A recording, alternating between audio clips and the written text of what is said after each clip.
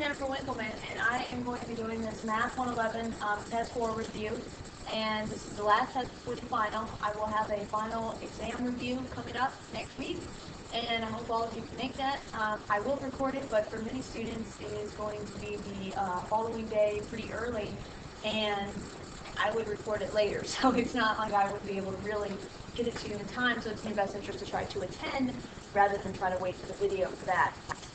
Otherwise, let's go ahead and get started on this review for this test, okay? So the first question is asking us to perform the indicated operation of subtraction on the two rational expressions and reduce your answer. When it comes to rational expressions, okay, and whenever you are trying to add or subtract them, notice if there's not an equal sign, like in this problem, you're going to keep your denominator. Whenever you're solving, you get rid of your denominator. So in this case, what I need to first figure out is what is the LCD here? Well, if I'm looking at these two denominators, I see one is x plus 6 and the other one is x minus 7. Even though they both have an x in it, they have x plus 6 and x minus 7, and those are not the exact same thing because they're not exactly the same, like x plus 6 and x plus 6, then you're going to have to just multiply them together. And then this will get us our common denominator. So what I like to do is now go back to my original problem, and I look at this side over here on the left, and I say, what is this missing? Like the x plus 6, it has that. It's missing the x minus 7. I'm going to multiply the top by x minus 7. And I do the same thing on the other side. I say this has x minus 7, but it's missing x plus 6. So I'm going to multiply the top by x plus 6. In that case, I end up with this new subtraction problem where I have this in the denominator, the LCD that I wrote right here. And in the numerator, I have this whole thing written out like that, okay? Where I'm going to be multiplying x minus 7 and x plus 7, I haven't done it yet, minus, and then I have x minus 6, x plus 6. So I'm going to go ahead and multiply that out. And that's what I'm going to do here. I'm going to go ahead, look at this. I notice that this is a difference of two squares. You have an x minus 7 and an x plus 7. So when I multiply that out, I end up with x squared minus 49. Now, if you're not sure I got that, if you sat there and FOILed it out, you'd still get the same thing, okay? Minus, now I'm going to put this in parentheses. This is the same deal. It's a difference of two squares. I get x squared minus 36. Now, if I were to write that out as x squared minus 36 and not put that parentheses in, I'd have a problem. Because what I'm going to do now, I'm going to rewrite my denominator. It just comes along for the ride, okay? So I'm not doing anything. Don't FOIL out your denominator. Don't ever do that, okay? So I need out. Here, I can treat this like this is a minus 1. And I can multiply in that minus 1 or multiply in the negative sign, however you were taught.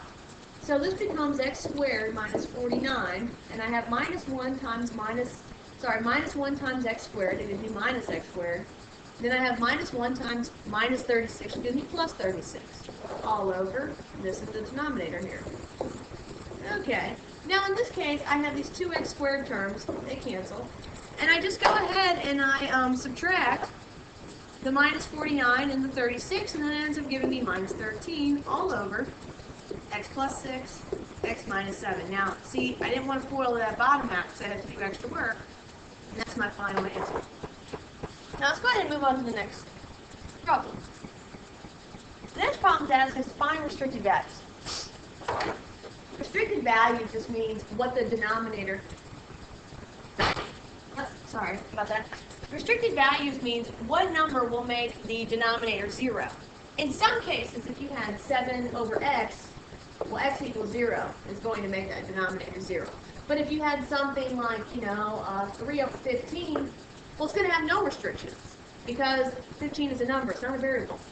Whenever you have variables, you need to set them equal to 0 and see if you get an answer that will make that 0. Then that's going to be the problem.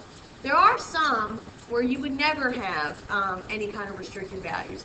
To give you an example, if I had x squared plus 1, no matter what number I plugged in there, negative, positive, 0, I'm always going to get an answer. There's this one, if this was in my denominator of a fraction, blah, blah, blah, I would have no restricted value. So it's not just because there's an x. Okay, if there is an x, what you need to do is take that x, minus 1, whatever the denominator is, set it equal to 0, solve for x. You add the 1, add the 1. You end up with x is equal to 1. This is the restricted value. And that's all you got to do for that. Okay? Now the first problem problem is asking us to do multiplication or division. Well, if you remember with fractions, we never actually divide them. So what I need to do is take this and do my keep the first one, change the division to multiplication, and flip the second one. So I switch the positions of the 25x and the 2y squared. Now from here you got two options, okay? You can multiply this straight across and then reduce it, or you can cross cancel. It just depends on what you're more comfortable or better at. So if I multiply straight across, I get 50 x squared y squared all over 200 xy. Now from here I go ahead and cancel. If I'm really good at cross canceling, I can do that as well instead. So what I'm going to do, I'll finish this one in green. So I sit here and I notice that these xy's cancel out, which means I cancel out one of them, so I'm going to have an xy on the top, no xy's in the bottom. 50 goes into 200 4 times. There's nothing else in top, and there's nothing else in bottom. That's my answer. Now, if I went back and I tried cross-canceling, I'd see that this y cancels with one of those, I see that this x cancels with one of those, and I see that the 25's cancel completely, and 2 goes into 8 4 times. But if you notice, this is kind of messy looking. So if you're not the best at this, you still end up with xy over 4 because you still got one of those, and the 4 on the bottom. So I get the same answer either way. It really depends on what you're better at doing or more comfortable with doing that would make this problem easy. Let's move on to the next one. Okay, the next one is asking us to reduce the rational expression in the lowest terms. Anytime you see the word reduce or simplify, you want to factor. Just letting you know. So go ahead and factor this. Factor whichever one is easier first, the top or the bottom. It's totally up to you. Whichever one you're better at factoring. That will always give you a clue as to what the other part, either the numerator or denominator, needs to have, because something's going to cancel, okay? So let's say I think the top's easier to factor, and I get x plus 5 and x plus 2. That means one of those two is probably going to be in the bottom. Well, look at the bottom, x squared minus 4. I know a 5's not going to be in there, so it's going to be x plus 2. And this is actually a difference of 2 squares. It's x plus 2x minus 2. So notice, they have an x plus 2 in common. Cancel it. That's exactly what you want. Write what's left over. X plus 5 over x minus 2. And you're done. We call it a day with that problem. Same thing for the next one. Okay? Look at this. Whichever one's easier to factor, do it first. Let's say the bottom's easier. This is a 9 and a 6 in the middle. That tells me that this is going to be x plus 3 on the bottom. I know I'm going to have an x plus 3 in the top. Here I have two things, but unlike in this problem where it was x squared minus 4, there's not a minus, and they both have a variable. In that case, then you can only factor out what they have in common, which is one of the y's. And so you're left with y plus 3. Oops, I'm sorry, I used x when I'm supposed to be using y's. Didn't even catch myself. Alright, y. Notice one of the y's plus 3 canceled. So I'm left with y over y plus 3. Now here's the big deal here, guys. I don't want to see students doing this. Y over y plus 3 becomes, and then they say, oh, I'm going to cancel that.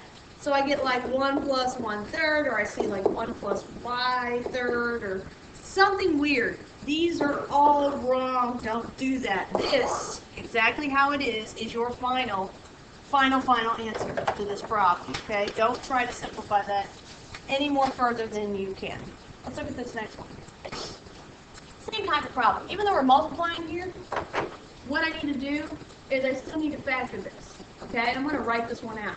So this is the same as the last one, where I'm left with n minus 2 and n plus 2 in the top. 20 doesn't change. 5 doesn't change. And I'm going to write out this n plus 2 squared to be 2 of them. Because notice, I'm going to go ahead and do some cross-canceling. Canceling the diagonals. Boom, boom, disappears. And 5 goes into 20 4 times. Now there's a 1 left over here, or nothing, but you usually want to think of a 1 as kind of a placeholder. So what's 1 times n minus 2? Well, that's just n minus 2. And then on bottom I have 4 times n plus 2. Just leave it like this. Can't cancel the n minus 2 and the n plus 2, so this is my answer to this problem. Don't try to mess around with that. Okay, I'm going to stop this video here and pick up with the next one.